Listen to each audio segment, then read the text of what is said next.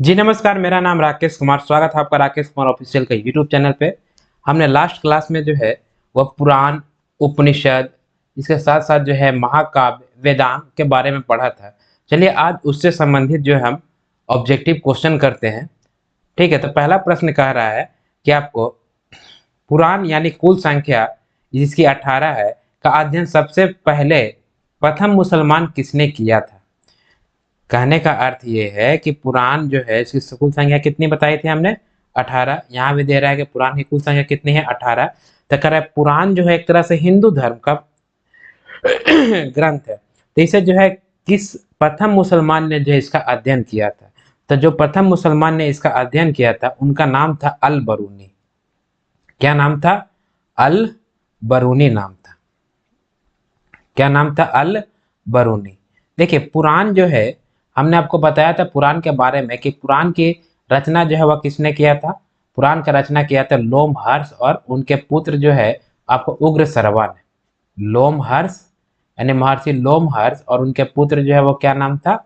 उग्र सरवा ने जो है इनका पुराण के जो है वो रचना किया था, यानी लिखा था इन्होंने। और इसे जो है पुराण को जो है वेदों का वेद यानी कि पांचवा वेद भी कहा जाता है। इसे इसे क्या कहते हैं? वेदों का वेद या पांचवा वेद भी कहते हैं।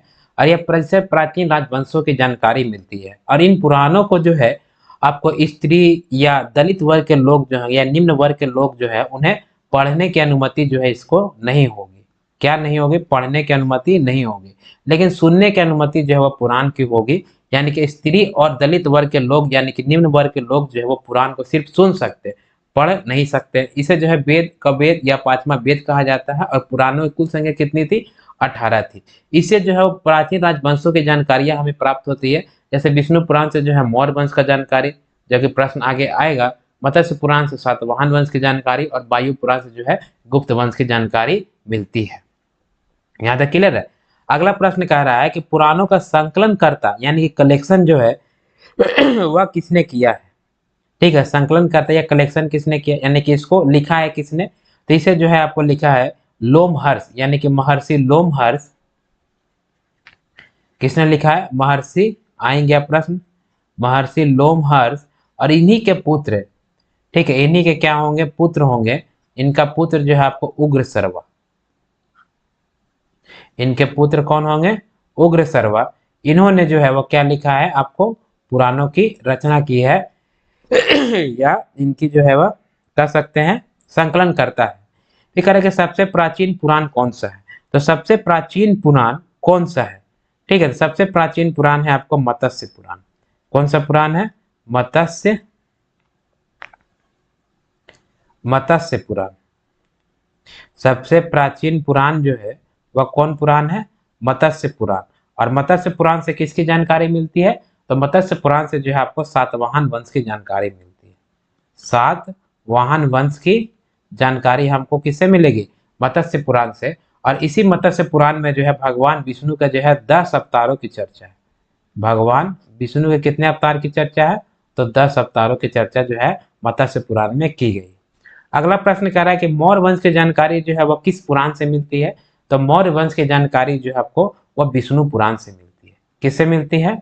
विष्णु पुराण से। किस वंश की जानकारी मिलती है? तो विष्णु पुराण से जो है वह मौर्य वंश की जानकारी हमें प्राप्त होती है। क्लियर है? मौर्य वंश की जानकारी हमें प्राप्त होती है आपको विष्णु पुराण से। अगला प्रश्न कह रहा है कि सातवाहन वंश की जानकारी किस पुराण से मिलती है? तो सातवाहन वंश की जानकारी हमने आपको बताया मत्स्य पुराण से जो है सातवाहन वंश की जानकारी हमें प्राप्त होती है। और इसी मत्स्य पुराण में जो है भगवान विष्णु के 10 अवतारों की चर्चा भी की गई है। और मत्स्य पुराण जो है सबसे पुराना पुराणों में से एक है। कह रहे गुप्त वंश की जानकारी जो है वह किस पुराण से मिलती है? तो गुप्त वंश की जानकारी हमें मिलती है वायु पुराण से। किस पुराण से? वायु पुराण से। और इसी वायु पुराण में जो है वह लिखा गया है कि समुद्रगुप्त का घोड़ा जो है वह 3 समुद्र का पानी पीता है। किसका घोड़ा? तो समुद्रगुप्त का घोड़ा। और इसे जब वायु पुराण से गुप्त वंश की जानकारी मिली है, इसी गुप्त वंश का राजा होगा समुद्रगुप्त, जिसमें लिखा गया है कि समुद्रगुप्त का घोड़ा जो है वह 3,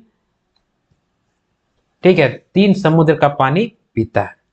क्लियर है? अगला है आपका उपनिषद। उपनिषद जो है वो विषय वस्तु है। प्रश्न क्या कह रहा है, उपनिषद जो है वह किसका विषय वस्तु है। तो उपनिषद जो है विषय वस्तु होता है दर्शन का।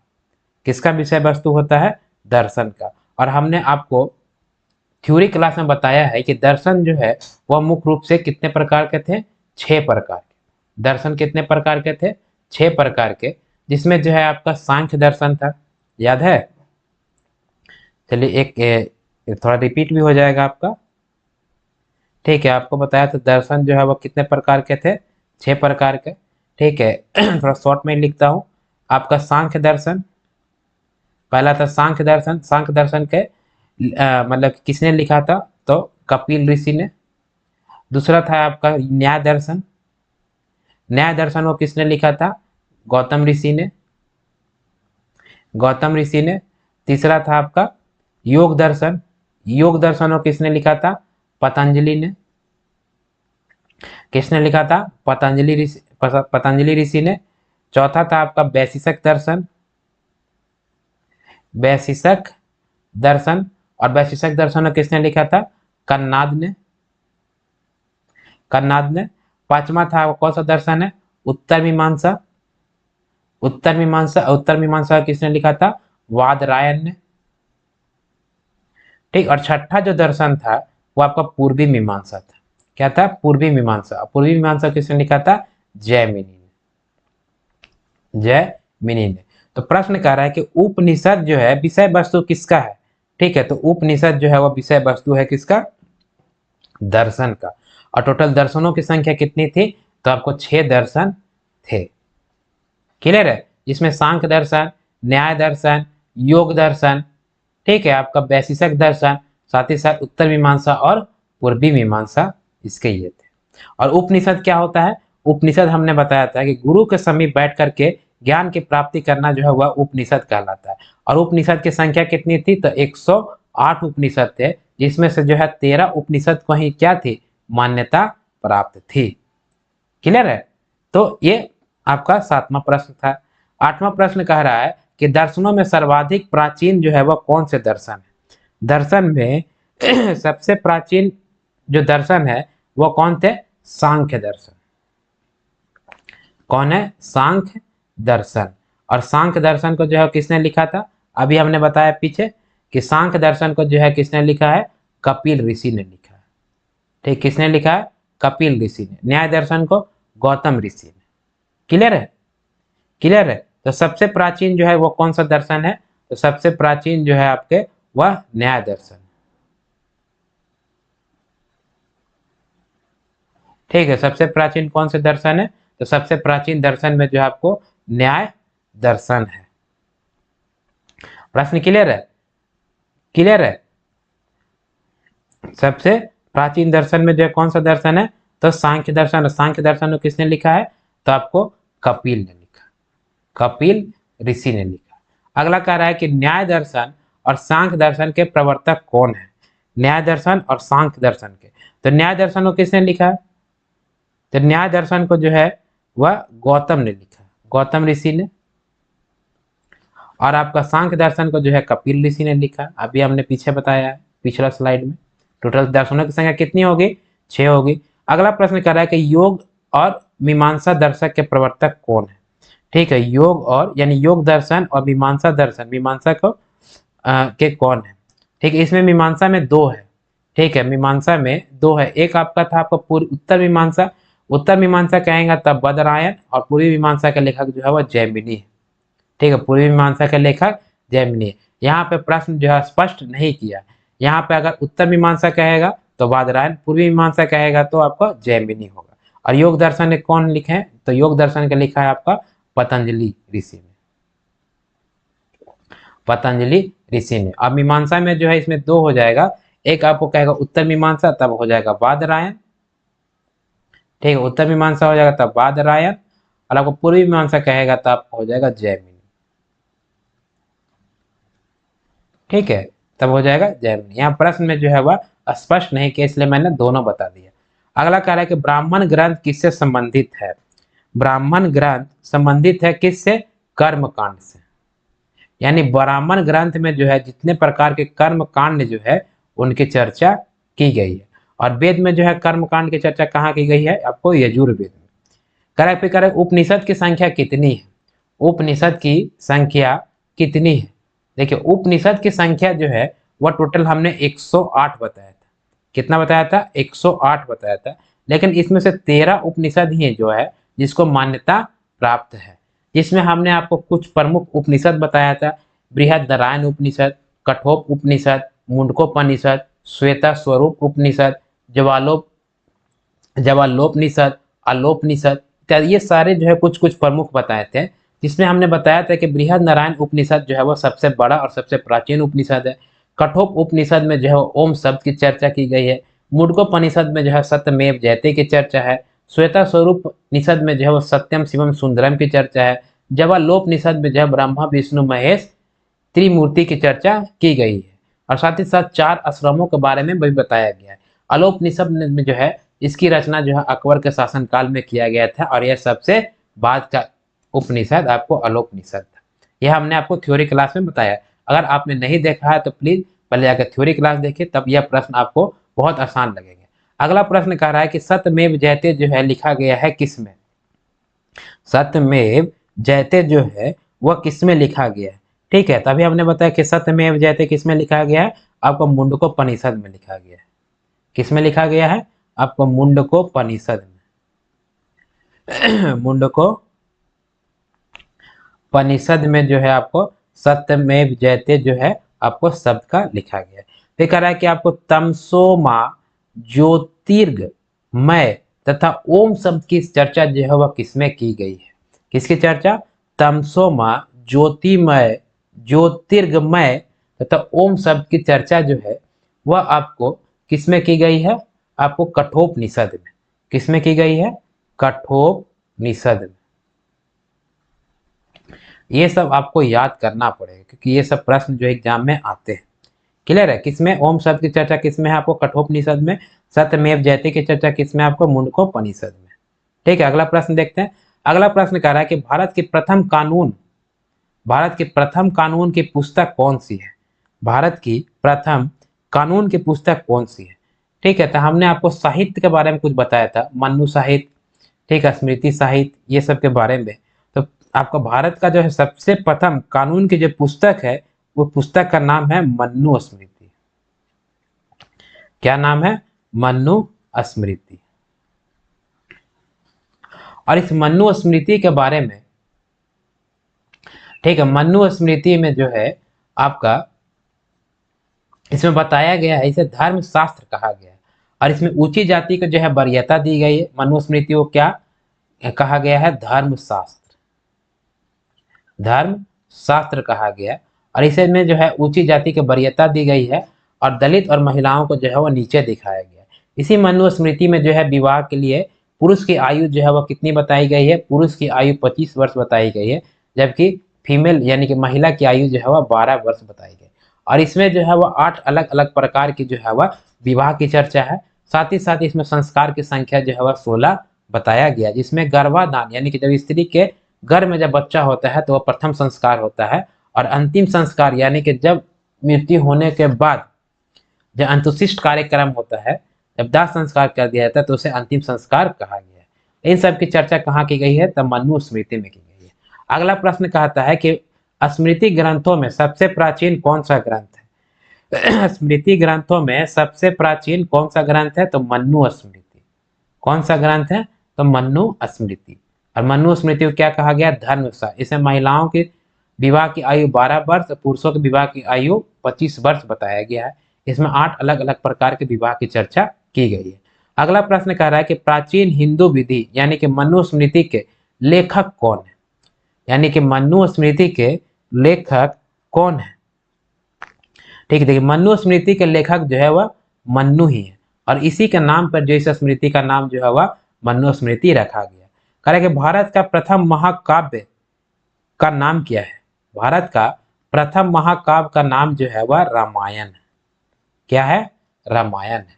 भारत के प्रथम महाकाव्य का नाम रामायण है।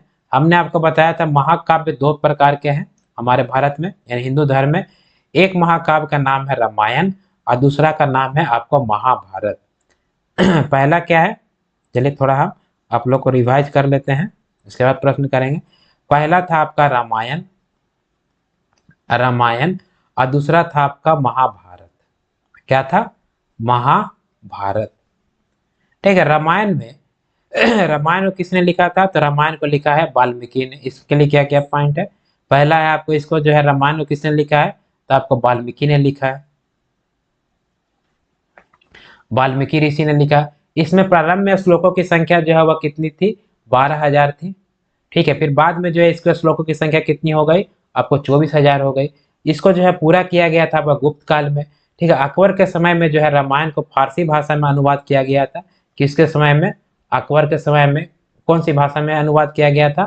फारसी भाषा में अनुवाद किया गया था। किसके द्वारा किया गया था फारसी भाषा में अनुवाद? तो आपको बदायूनी के द्वारा। ठीक है। बदायूनी के द्वारा जो है फारसी में अनुवाद किया गया था। क्लियर है। अगर वही महाभारत के लिए देखें तो महाभारत का जो है वह किसने लिखा था? तो इसकी रचना जो है वह महाभारत की रचना किसने किया था? आपको वेद व्यास ने किया था महाभारत की रचना। और यह विश्व का जो है सबसे बड़ा क्या है? महाकाव्य है। और इसका जो है प्रारंभिक नाम जो है वो जय संहिता था। क्या नाम था? जय संहिता। महाभारत का प्रारंभिक नाम महाभारत नहीं था। क्या नाम था? जय संहिता नाम था। और महाभारत का जो है वह प्रारंभ में कितने श्लोक थे? 8,800 श्लोक थे। प्रारंभ में कितने श्लोक रहेंगे? 8,800 श्लोक। और उसके बाद जो है वह श्लोकों की संख्या जो है वह 1,00,000 हो जाएगी। कितनी हो जाएगी? 1,00,000 हो जाएगी। महाभारत को जो है वह अलग अलग खंडों में बांटा गया था। और इन खंडों को जो है वह कहा जाता है पर्व। यानी कि पर्व की संख्या कितनी थी? 18। और इन 18 पर्वों में जो है सबसे महत्वपूर्ण और सबसे ज्यादा जो चर्चित पर्व है उसे कहा जाता है भीष्म पर्व। क्या कहा जाता है? भीष्म पर्व कहा जाता है। और इस भीष्म पर्व में जो है आपको भगवान श्री कृष्ण और किसकी चर्चा है? और अर्जुन का जो है वार्तालाप की चर्चा की गई है।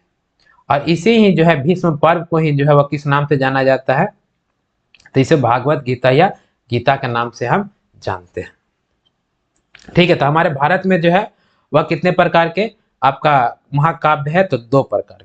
तो वही पूछ रहा है, पहला प्रश्न संख्या 18 कह रहा है कि भारत का प्रथम महाकाव्य कौन सा है? तो भारत का प्रथम महाकाव्य आपका रामायण है।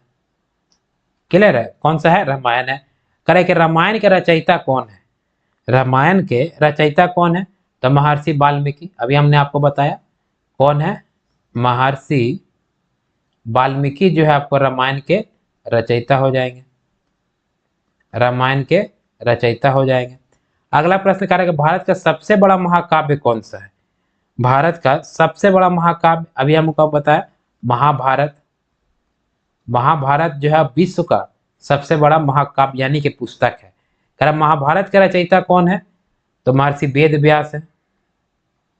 महाभारत के रचयिता कौन है यानी कि इसके लिखा है किसने? तो महर्षि वेद व्यास ने लिखा है। कह रहा है महाभारत। अगला प्रश्न क्या है? अगला प्रश्न कह रहा है कि महाभारत का अन्य नाम क्या है?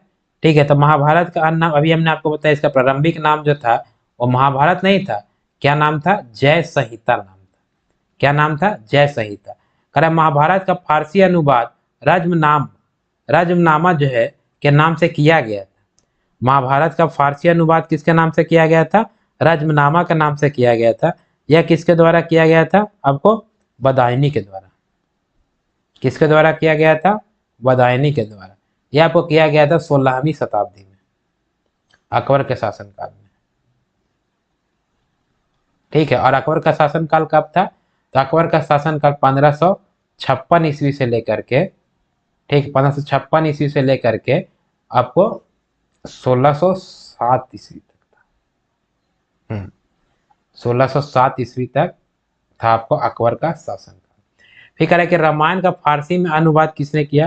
तो रामायण का फारसी में ये भी अनुवाद जो आपको बदायूनी के द्वारा ही किया गया।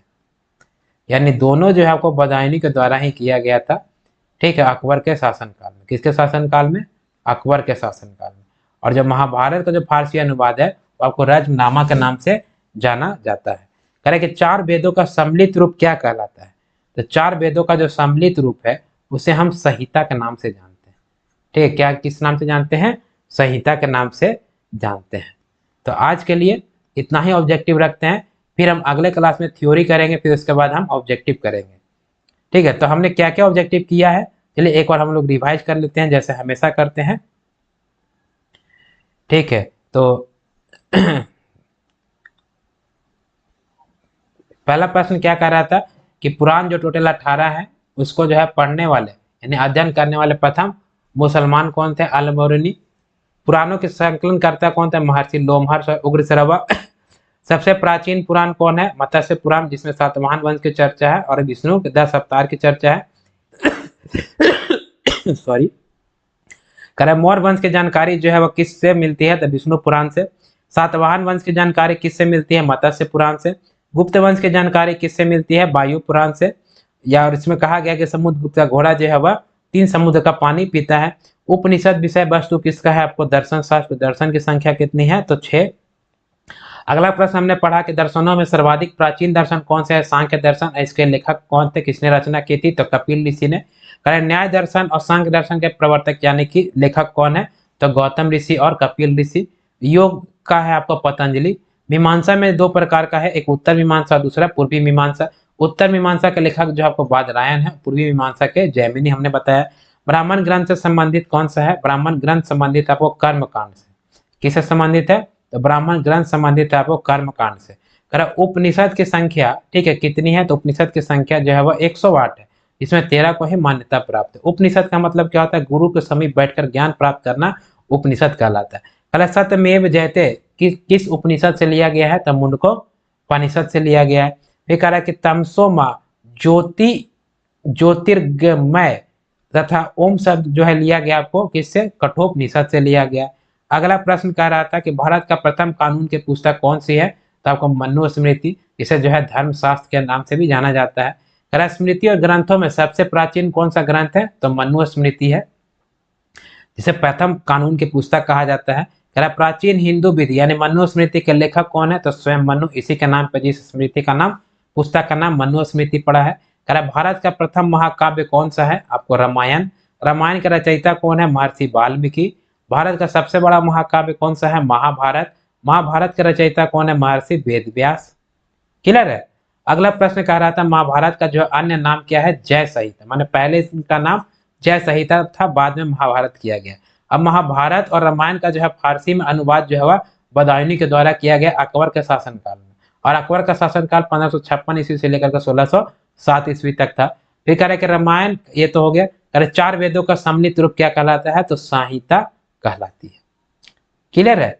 तो यहाँ तक हम ऑब्जेक्टिव कर लिए, और इसके नेक्स्ट क्लास में हम बौद्ध धर्म पढ़ेंगे, और बौद्ध धर्म का थ्योरी के बाद जो है हमारा ऑब्जेक्टिव का 1 लाइनर क्वेश्चन जो है वह क्लास आएगा। तो आज के लिए बस इतना ही, फिर मिलते हैं अगले क्लास में। तब तक के लिए जय हिंद, जय भारत, नमस्कार।